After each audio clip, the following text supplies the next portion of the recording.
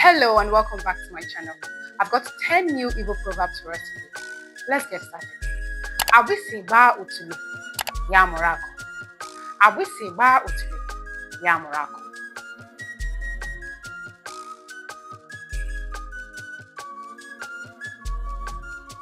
Ọkụkọ rapụ kpọmkwọm, ọ bụ gịnị ka ọ ga-eji zụọ ụmụ ya?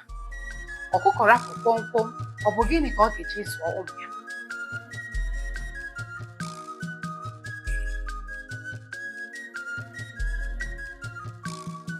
Otu aka ilu si ada abụghị otu o si atọ.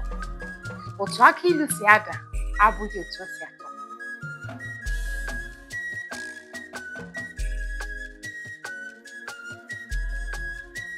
Ijiji na-anụpụ isi na-esonye ozu ala. Ijiji na-anụpụ isi na-esonye ozu ala.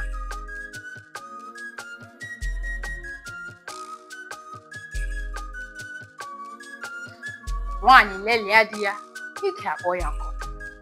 Nwaanyị lelia di ya, ike akpọ ya nkụ.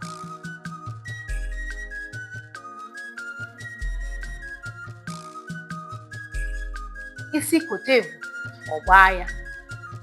Isi kotevu ọgbaa ya.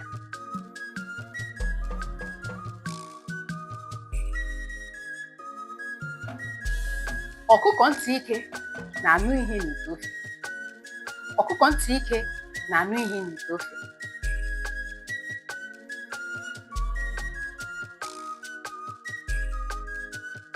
Akagharị isi ma ọ nụghị, ma ọ bara n'akpa ya nụ.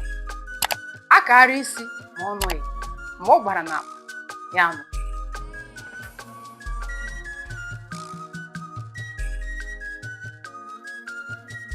Ekweghị ekwe na-ekwe nke ekwere.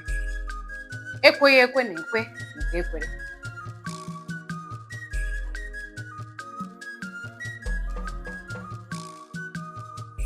Nke ikpeazụ abụrụ oje ozi na-eri n'ozi.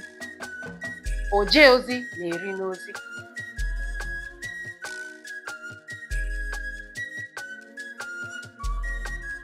Ebe a ka m ga-akwụsị ilu nke taa ka ọ dị otu a ruo mgbe ọzọ ga-ewetara ilu ọhụrụ.